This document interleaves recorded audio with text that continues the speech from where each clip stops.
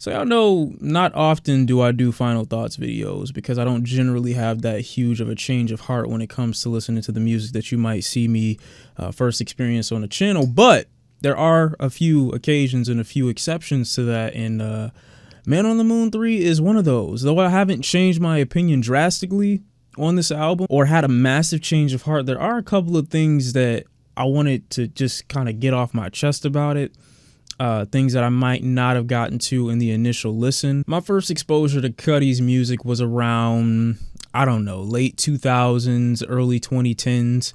And, you know, I got a good feel for what he was about musically. And I definitely got the vibe that he was a sad dude that had a good heart. The next thing you know, I see him in a headline for dating Amanda Bynes. And I was just like, yeah, he's got to be depressed. No offense to Amanda Bynes. Hope she's doing well. You know, shout out Nickelodeon. But I definitely got the feeling that Cudi wasn't in the best space. And at the time, I felt people kind of got off on that. Like, it was trendy to really be sad. People that were on this emo wave seemed to do it for attention, but I always got a very strong sense of earnesty from Cudi's music, even if I didn't like all of it. That's why it's so hard to really tear him apart if I don't like any of his music, because I just know that genuinely it comes from his heart. So I was hit with the same emotion when listening to this album. A very strong sense of earnesty, a want to kind of share those experiences with people that he knows are also going through that. I also don't think it's a coincidence that Cudi announced this drop near Christmas, also during this pandemic, when he knows people who are depressed don't have access to other people around this time of year. I don't think that's a marketing move, but I do think it's a genuine look at the state of everything right now. From my very small window or level of analysis when it comes to depression, I generally see it manifest in two forms.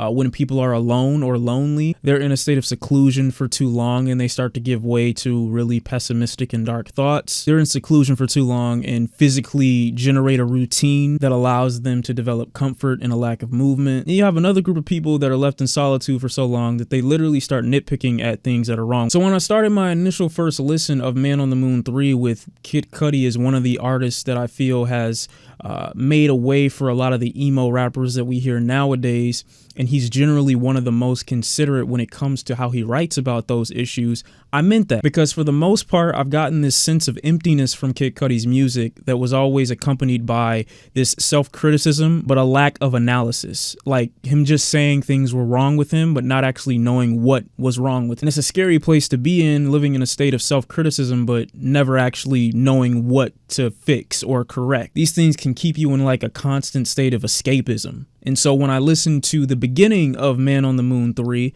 that's kind of what I heard. I heard an escape from who I feel Kid Cudi has presented himself to be for majority of his career. An escape into a land that I don't really feel like is his lane anymore. Not to say that he doesn't sound comfortable with it. I mean, he helped create it. He helped inspire it. It does make me feel better listening to the album with acts in mind and realizing that these things are intentional for the sake of following the storyline of the Man on the Moon series. So in the beginning of this album, Kid Cudi is really reckless, really mindless, not really paying attention to himself, but kind of using these tools around him and these sounds that we would typically hear in mainstream psychedelic trap music as what I think is a form of escapism. The album opens up with like this deceptive, beautiful trip that he's on that seems like the start of his high, which I'm so glad includes this beating heart in the beginning that I noticed in my first listen, because it seems like this high is what finally pumped some life into him. Even if it got him to go down a path that was generic and superfluous, it still gave him and generated some type of energy for the first act. Energy that wouldn't have been there had he not tried to use this high as a form of escapism. And these track titles are so telling. Tequila Shots, Another Day, She Knows This, like this constant rinse and repeat cycle of going out, clubbing, doing things that don't really mean anything to me, things that don't really appeal to me, but I'm kind of using as a distraction, as a tool to get away from my confusion and my solitude, which is why I think the beginning of this album so heavily references some people that he, yes, has inspired, but some people that he's also now inspired by, mainly Travis Scott, a style that for the most part I've likened so much to Travis Scott simply because he's one of the artists that I feel does the psychedelic trap music in a way that is very superfluous and doesn't really mean anything. Is it forward thinking sonically? Of course. Is it amazing to listen to? Does it put you in a completely different world? Yes. But is there anything behind it outside of the way it sounds and the way it makes you feel? No. And so it was really jarring hearing Kid Cudi rap over stuff like that, because that's not what I know him for, and that's not what I feel he sounds best at. But him being one of the main inspirations for it, of course he still sounds decent over trap beats. Of course he still is gonna make a banger, She Knows This, that really doesn't mean anything outside of escapism, that feels like you just had a horrible day and then you walk straight into the club and get hit with like 4 drums back to back to back to back. Of course everything feels like it's gonna be okay. Now you just walked into this space where you can't even think. There's too much noise around you to focus on your problems. And so remember that I say something like this as we go through the rest of these tracks. These heavy drum patterns continue on the track Dive, and when I'm listening to it, it just completely sounds like Kid Cudi is out of his element. He completely sounds like he doesn't actually want to be here, like he's looking over his shoulder constantly. Even though he pretends to have a good time, there's something that he knows isn't right about this setting. And it's less about the setting and more about him being in the setting that he feels isn't justifiable. When I hear Damaged, for instance, I can notice that this is the part where Cudi is to a breaking point, where he knows that what he's doing isn't right, and he knows that he actually needs to pay attention to himself before this goes too far. This is even another moment where I feel the sound and like the aesthetic of Travis Scott is so much more prevalent, again, because I feel like Travis Scott as an artist doesn't have that duality. It isn't matched or paired by anything, so this is the most that we get from him. Cudi, on the other hand, there is a sense of regret and a sense of self-reflection that is paired and accompanied with these psychedelic trap foundations. These keys and these synths just feel like they're being poked lightly as Kid Cudi's rapping. It just adds more to this paranoia. I mentioned on my first video about this album how Heaven on Earth felt like this really nocturnal, really dark experience. The production was really creepy. It was kind of like low-key sinister in a way. It's almost like Cudi has these two voices that are battling on each side of him, one kind of drawing him closer to more superficial things, while the other one is kind of reminding him of what you need to do to achieve any kind of peace outside of these highs and these mental vacations that he seems to keep taking. So when I hear Heaven on Earth, I'm just thinking this is the most sinister of all the tracks, because it's the most deceptive. Very nocturnal beat, very dark, very hypnotic. And then we of course get the Show Out, which is probably one of my favorite songs on this album. If not, I'm not gonna say it's my absolute favorite, but it definitely speaks to how aggressive this cut is. You know, I never thought I would hear Kid Cudi on a drill beat, New York style. I never thought that Cudi would kind of be comparable when it comes to the energy of like a Pop Smoke or a Skepta, who gives an amazingly delivered verse. His energy is unmatched by either Pop Smoke or Kid Cudi. He completely steals the show on this track. Still, after following a track that seemed as deceptive as Heaven on Earth was, I can only look at Show Out as that angel that won the conversation that Cudi was having on Heaven on Earth, kind of telling the devil to back away, or these feelings of depression and self-doubt to back up because we're here to protect him, or Cudi's finally acknowledged in this moment that I have to be somewhat aware of my condition and if I want to improve it. Mr. Solo Dolo is the most introspective cut on this entire album. Is easily the track where Cudi finally sits down and acknowledges everything that he's done in the track listing up until this point to get him to a breaking point, get him to a point where he has to sit himself down in a secluded space and kind of really analyze everything that he's been doing to distract from the fact that he feels like he has no one. And in this song, it is so spaced out and empty and secluded. This track is so grand and big and large and bigger than life itself. It genuinely feels boundless and empty, but at the same time filled with every negative emotion, every negative perception that Kid Cudi could possibly have of himself. Puts those emotions and kind of sonically translates them into these clouds of regret and shame and self-loathing. The refrains really help that effect as well and kind of distract from the fact that this track is 4 minutes long. There was any cut that Kid Cudi had made over the past 5 years that felt like a legitimate motorcycle ride through space, but you're not actually moving forward any distance. And this track feels like zero gravity. This track feels like weightlessness, consistently drifting further and further away from civilization and having no one or nothing to reel you back in. The reason Sad People as a trap cut doesn't bother me as much as the earlier tracks did is because Cudi introduces himself in his personality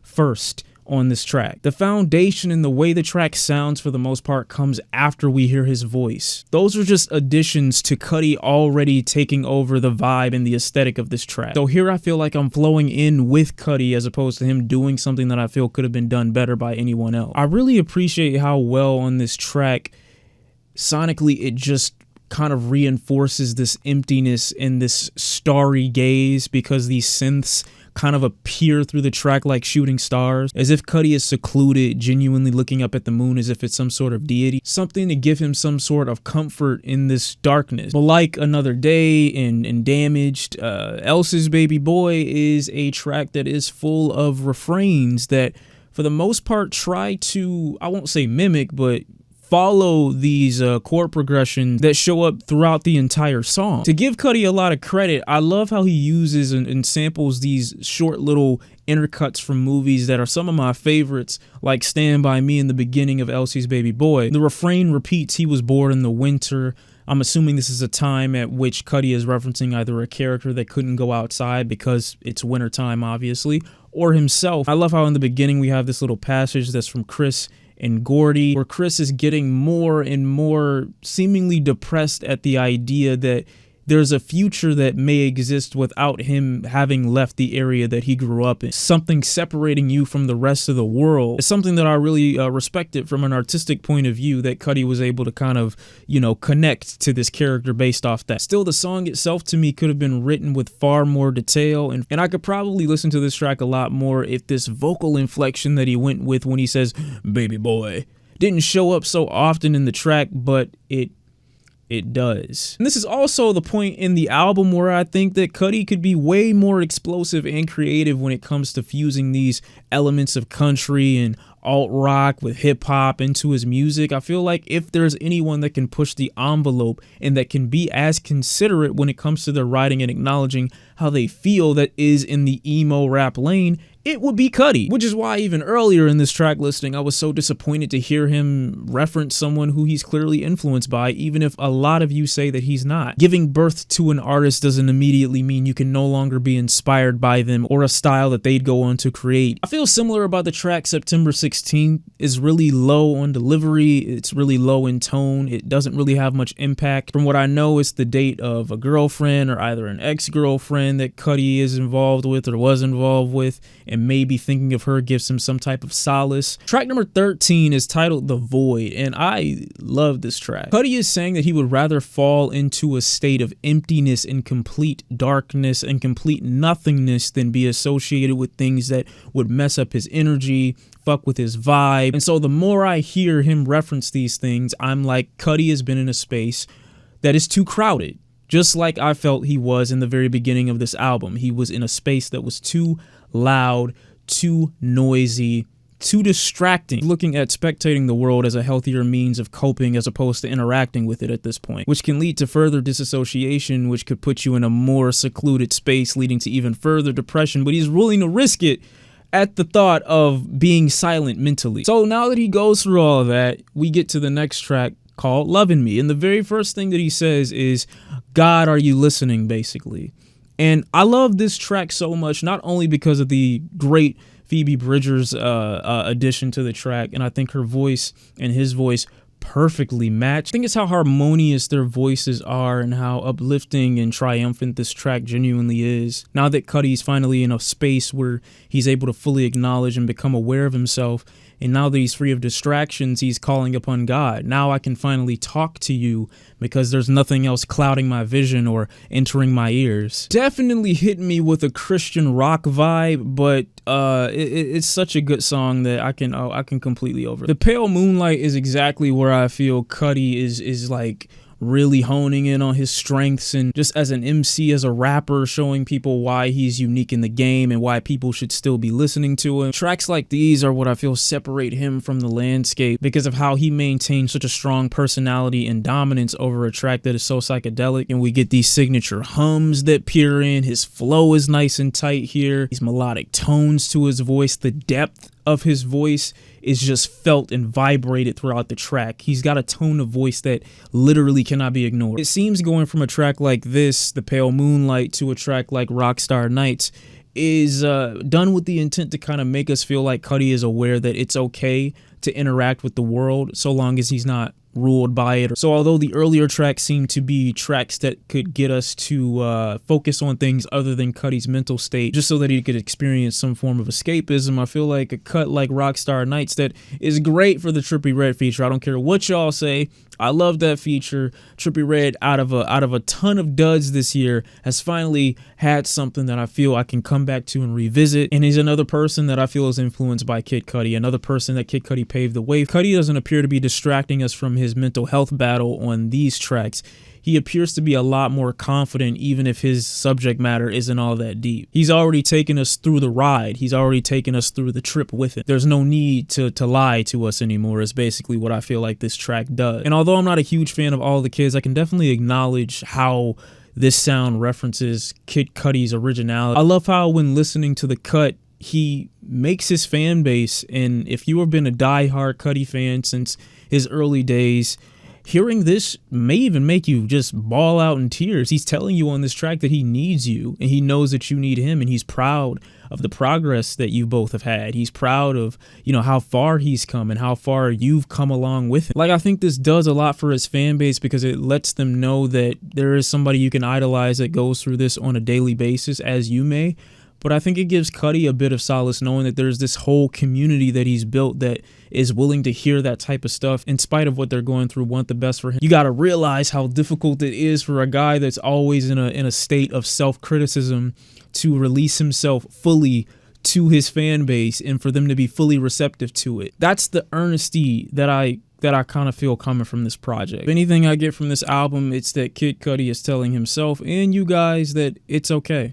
Not it's gonna be okay, but right now, at this very moment, it's okay. But if there's anything about this album sonically that really has me hoping for the future, it's the possibility of Space Trap. Completely creating a sound that isn't bound to whatever it is that he was emulating in the first 5, 6, or 7 tracks or so. He can go on to create this ethereal, zero gravity, psychedelic hip hop. I would love that. That would be my dream for Cudi at this point. I definitely can appreciate this album for who Kid Cudi is. If it came from someone else, I don't know if I would be as receptive to it. But yeah, that's how I feel about Kid Cudi's Man on the Moon 3. I definitely think it's second to one, but it's definitely a really good project. That's how I feel about it. I hope y'all, are still listening to it. I hope you're still loving it. And that's all I really got to say about it. I'll see y'all in the next one. And until then, I am out. Peace.